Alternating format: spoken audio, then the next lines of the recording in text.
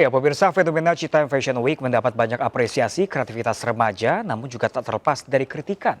Penyalahgunaan zebra cross dinilai mengganggu lalu lintas dan pejalan kaki. Pemprov DKI Jakarta pun berencana memindahkan lokasi CFW dengan tiga kandidat tempat. Kian fenomenal, kreativitas para remaja dalam ajang Citayam Fashion Week terus menyedot perhatian masyarakat. Namun, kini tidak hanya apresiasi yang terlontar, namun juga kritikan. Kegiatan para remaja yang menggunakan zebra cross mengganggu lalu lintas dan mengambil hak pejalan kaki. Pemprov DKI Jakarta mengapresiasi kreativitas para remaja dari berbagai daerah yang memanfaatkan kawasan berorientasi transit. Namun sejumlah aturan juga patut ditegakkan. Pemprov DKI pun berencana memindahkan kegiatan CFW.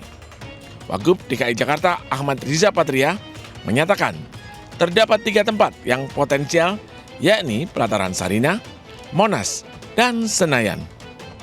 Kita akan mencoba mencarikan tempat yang terbaik bagi anak-anak kita yang ingin terus melaksanakan Fashion Week tersebut. Umpamanya bisa saja di Plaza Selatan depan ini. Itu kan enak, tempatnya lebar ya kan, ada tribunnya kan, bisa duduk di situ, tidak mengganggu ketertiban umum, tidak mengganggu yang jalan, yang nyebrang, mobil juga tidak terganggu. Mudah-mudahan nanti kita carikan prinsipnya, nanti kita akan coba carikan solusi. Selain ketertiban lalu lintas, Pemprov DKI juga menghimbau para remaja yang datang ke Duku Atas tidak mengabaikan pendidikan. Para remaja juga dihimbau tidak pulang larut malam. Dari Jakarta Pusat, Rani Sanjaya, iNews, melaporkan. Ya, pemirsa, usai Baim Wong dan Paula Verhoeven mendaftarkan merek Citayam Fashion Week ke Kemenkumham, sejumlah pihak mulai merespon, termasuk Gubernur Jawa Barat Ridwan Kamil.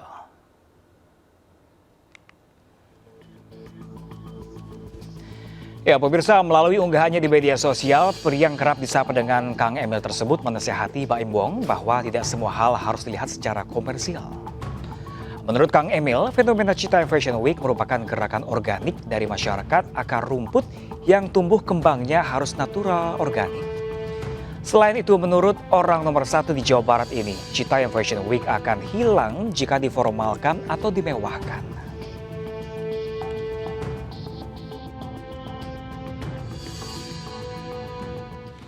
Ya, pemirsa, kritikan juga hadir dari kalangan pekerja seni. Ernest Prakarsa menyayangkan keputusan Baim Paula yang mendaftarkan merek Citayam Fashion Week lewat perusahaan milik mereka PT Tiger Wong. Menurut aktor yang juga sutradara Kenaman Tanah Air, aksi tersebut merupakan serakah. Ernest juga menyinggung soal hak yang mana fenomena Citayam Fashion Week bukan digagas oleh keduanya.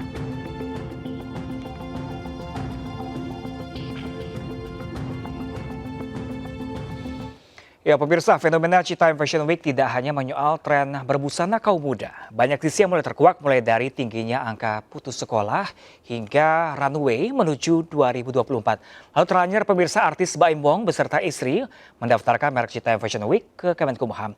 Lalu seperti apa sebenarnya pengaruh demam street fashion di tanah air? Sudah bergabung bersama kami pemirsa, sosiolog Universitas Indonesia, ada Bapak Imam Prasojo.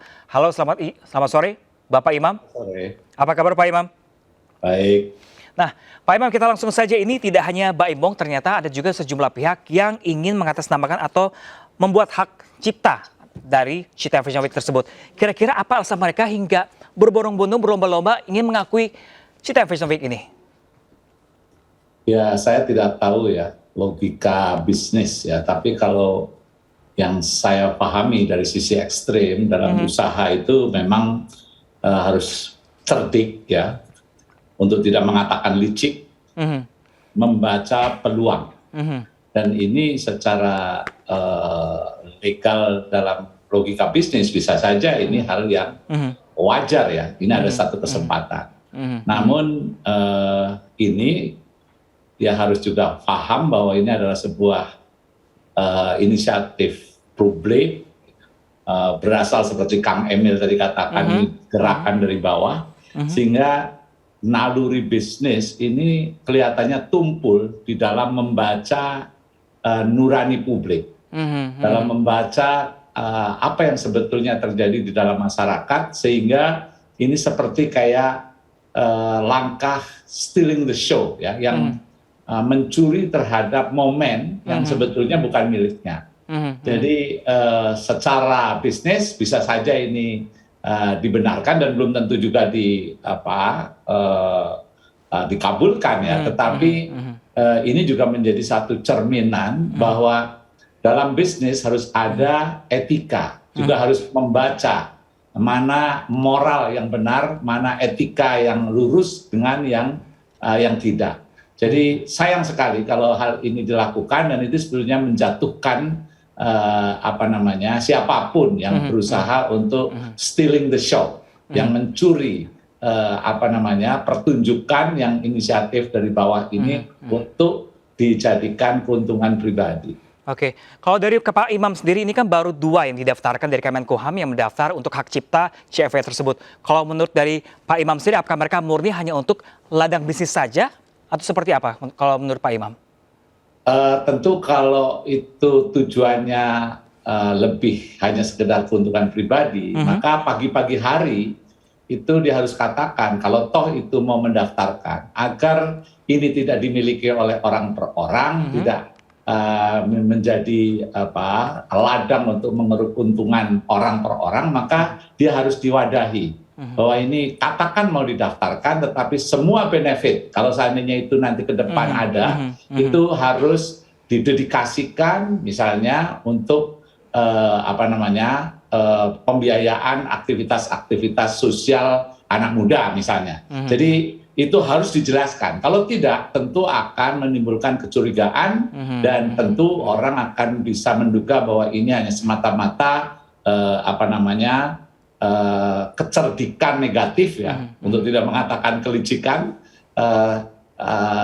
mencuri kesempatan di tengah kreativitas kolektif anak-anak muda. Oke, Pak Imam tadi kan sempat dikatakan juga ini kalau untuk benefitnya nanti harus sama rata atau terbuka, istilah transparansi seperti itu. Nah, kalau ini ruang terbuka dibuat menjadi eksklusif, responnya gimana menurut Pak Imam? Ya, sebetulnya kalau saya sendiri posisinya adalah kita tahu bahwa era sekarang di dalam era global digital culture, semua orang itu bisa berekspresi. Semua kelompok bisa melakukan inovasi dan kemudian mempresentasikan ke publik.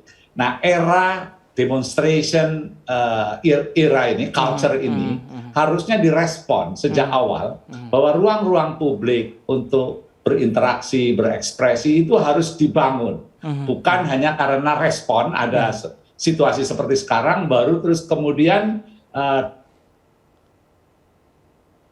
menurut saya harus merancang, ya, arena-arena interaksi anak muda, arena-arena yang memberi wadah terhadap ekspresi anak-anak muda, sehingga itu betul-betul memang tertata, bukan sesuatu yang sifatnya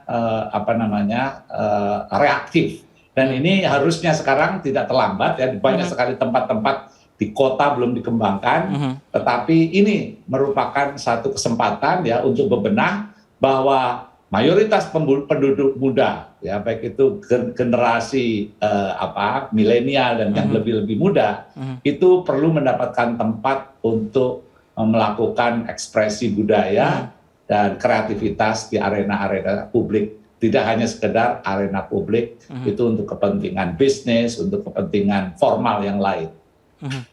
Nah, Pak Imam, ini kan sebelumnya Citayam Fashion Week ini ada karena ada keunikan anak-anak itu sendiri, di mana anak-anak nongkrong dengan pakaian yang sangat sederhana. Namun sekarang ini belum adanya hak cipta saja, mereka sudah tersingkir karena adanya kaum elit yang kemarin kita lihat sangat viral sekali, ramai sekali. Nah, ini tanggapannya seperti apa nih?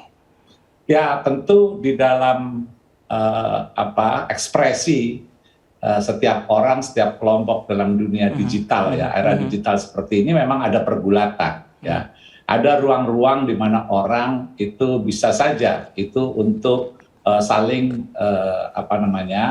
mengambil kesempatan gitu. Nah, namun di sini saya kira ini era di mana setiap orang itu memiliki kesempatan yang sama Nah, oleh karena itu biarlah itu terjadi, ya. Biarlah publik itu menilai. Nanti akan ada komentar-komentar yang secara leluasa juga bisa diekspresikan.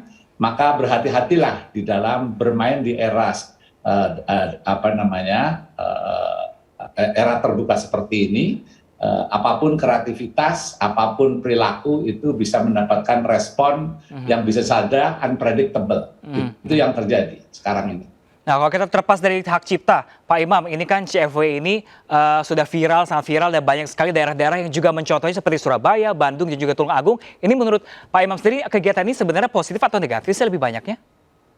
Ya, menurut saya ini sesuatu yang tak terelakkan. Tentu bisa berujung pada perilaku-perilaku atau ekspresi-ekspresi yang keluar batas. Bisa saja itu terjadi. Namun ini sesuatu yang natural dan tentu kalau ini diwadahi dan kemudian diberi fasilitas, ada guidance, ada guiding principles ya, yang bisa saja ada regulasi yang membatasi pembatasan etis ya.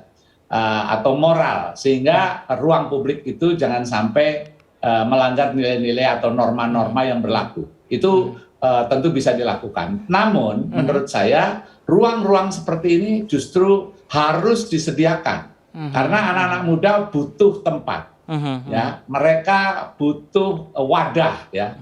Dan wadah-wadah itulah yang seringkali tidak terperhatikan ya karena mereka itu berdiam ya dan tidak ada yang mewakili kepentingan mereka secara signifikan sehingga akhirnya mereka tumpah seperti yang sekarang itu terjadi. Oleh karena ini bagi saya ini adalah satu warning ya bahwa mereka ada, mereka dominan dan mereka harus mendapatkan tempat. Nah, kalau menurut Pak Imam sendiri dengan adanya fenomena seperti ini, apakah memang kaum muda memang nongkrong, mereka kompak seperti itu dan membuat seakan-akan seperti fenomena Citayam ini, apakah memang pemerintah sebenarnya tidak ada arah untuk merangkul anak muda sejauh ini?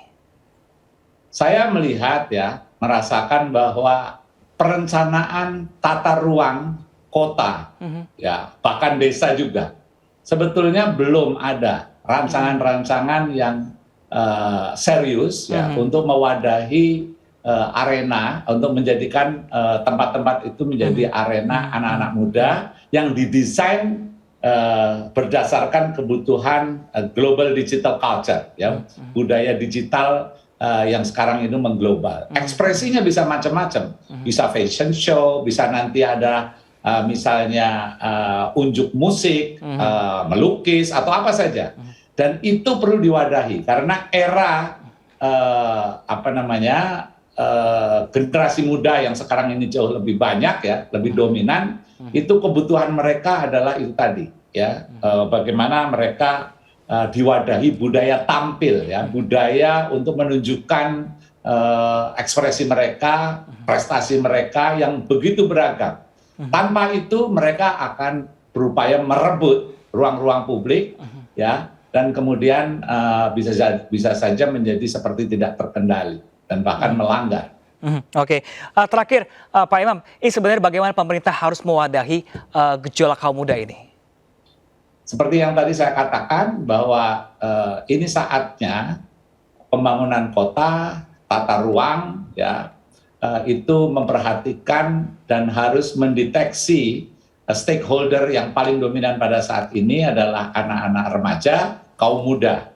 Nah, terus perlu ada rancangan atau guiding principle yang responsif ya, yang tidak kaku, tetapi tetap berada di dalam jalur-jalur yang positif, jalur-jalur yang tidak mematikan, tetapi pada saat yang sama juga tidak membebaskan secara total, sehingga akhirnya bisa menjadi chaos dan melanggar norma-norma publik yang selama ini menjadi tatanan baku di negeri kita. Oke, baik. Terima kasih banyak Bapak Imam Prasojo selaku Sosial Universitas Indonesia. Kita juga berharapkan pemerintah mendukung kreativitas anak muda untuk ke arah positif. Terima kasih banyak Pak Imam. Terima kasih.